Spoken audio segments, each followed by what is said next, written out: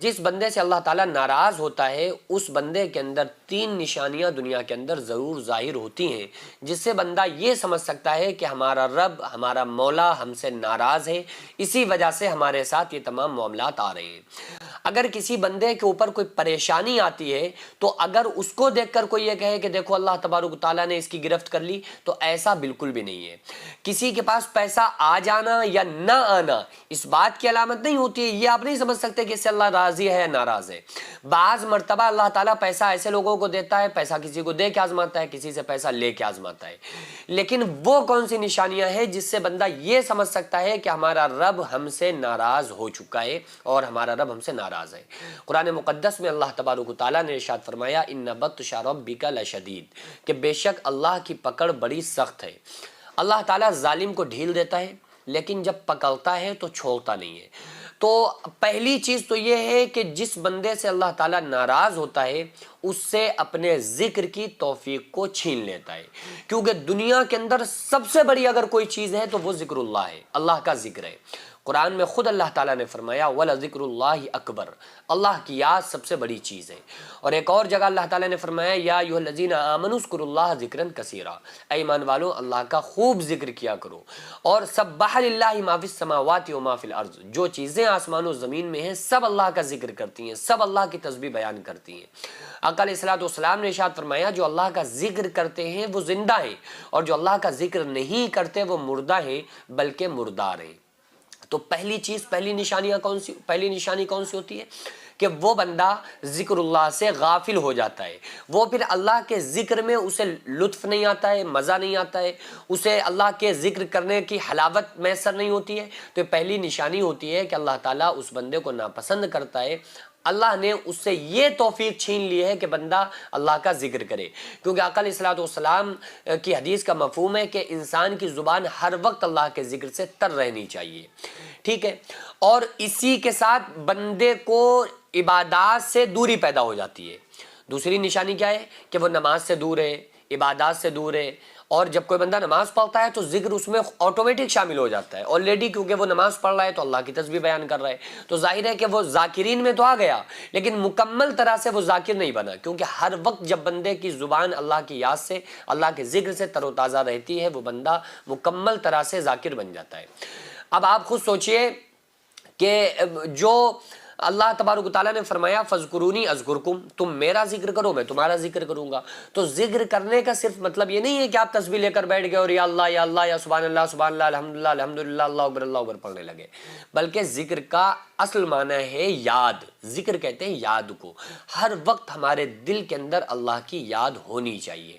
تو اللہ تبارک و تعالیٰ کیا کرتا ہے اس بندے سے اپنے ذکر کی اور اپنی عبادات، جو بندہ اللہ کے لیے عبادت کرتا ہے اس عبادت کی اللہ تعالیٰ توفیق کو چھین لیتا ہے، پھر اس سے توفیق اللہ تعالیٰ ختم کر دیتا ہے، اس بندے کو توفیق نہیں ملتی ہے۔ اس کے علاوہ تیسری نشانی یہ ہوتی ہے کہ اللہ تعالیٰ اس بندے کی ڈوری کو ڈھیلی فرما دیتا ہے۔ اللہ تعالیٰ جب کسی بندے سے ناراض ہوتا ہے، یہ حدیث کا مفہوم میں آپ کو بتا رہا ہوں کہ جب اللہ تعالیٰ کسی بندے سے یا کسی قوم سے ناراض ہوتا ہے تو اس کی ڈوری ڈھیلی کر دیتا ہے، اس قوم کی یا اس ایک شخص کی ڈوری کو ڈھیلی کر دیتا ہے کہ دیکھیں تم کتنی سرکشی کرو گے، دیکھیں گے تم کو، لیکن آئے گا اونٹ پہاڑ کے نیچے۔ ایک مرتبہ حضرت عمر فاروق رضی اللہ تعالیٰ عنہ آئے نا پیارے آقا صلی اللہ علیہ وآلہ وسلم کی بارگاہ میں، تو حضرت عمر نے آقا علیہ السلام کو دیکھا کہ وہ ایک چارپائی کے اوپر کھجور کی چھال ہے، اس کے اوپر آپ صلی اللہ علیہ وآلہ وسلم لیٹے ہوئے ہیں، اور آپ کی اس کھجور کی چھال کا جو بستر تھا اس کے اوپر کوئی کپڑا بھی نہیں پڑا تھا، صرف کھجور کی چھال تھی۔ تو جب رسول اللہ صلی اللہ علیہ وآلہ وسلم اٹھ کر بیٹھے نا تو آپ کی پیٹھ مبارک میں اس چھال کے نشان بنے ہوئے تھے، تو حضرت عمر کے آنکھوں سے آنسوؤں کا سمندر جاری ہو گیا، فرمانے لگے یا رسول اللہ صلی اللہ علیہ وآلہ وسلم یہ قیصر و کسریٰ، یہ دنیا کی حکومت ہے، یہ تو دنیا کی حکومت ہے، قیصر اور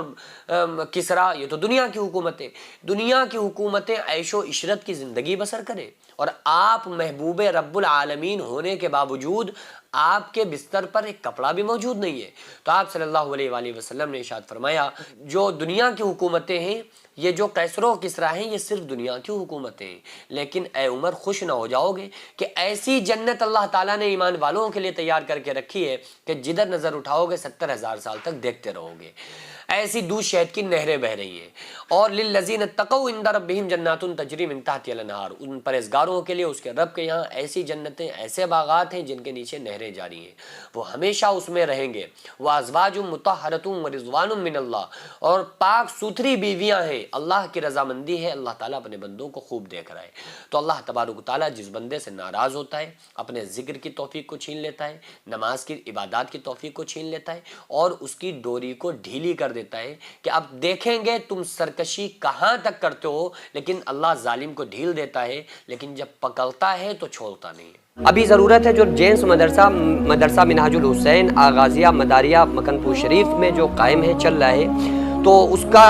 صرف ایک ہال ہے جس میں بچے رہتے بھی ہیں. جو بیرونی بچے ہیں وہ وہیں رہتے ہیں، وہیں کھاتے ہیں، وہیں پیتے ہیں. جن کے رہنے کا بھی کوئی پروپر ان کے رہنے کا کوئی ہال یا کوئی رہنے کے لیے ہاسٹل کمرے وغیرہ موجود نہیں ہیں، جس کی چھت پر انشاءاللہ تعالیٰ اگر کچھ کمرے بن جائیں تو بچوں کے رہنے میں اور اساتذہ کے وہاں پہ رکنے میں کچھ آسانی ہو جائے. کیونکہ پورا مدرسہ جو بنا ہے، اللہ رب العزت کی قسم کھا کے بتا رہا ہوں کہ بغیر کسی فنڈنگ، بغیر کسی چندے کے بنا ہے. جو اللہ نے مجھ سے کام لیا، میں نے خود کام کیا، اور یہ آپ کو فوقیت کے لیے نہیں بتا رہا ہوں بلکہ صرف آپ کے حوصلے کے لیے بتا رہا ہوں. تو اس کے لیے تعمیری کچھ کام ہونا ہے. آپ لوگوں سے خصوصی گزارش ہے کہ اس کار خیر میں تعاون کریں، اس کام میں حصہ لیں، تاکہ ہمارا یہ جو کام ہے، یہ جو مشن ہے، یہ کمپلیٹ ہو سکے. اللہ تبارک و تعالیٰ اس کا صلہ ہم کو عطا فرمائے.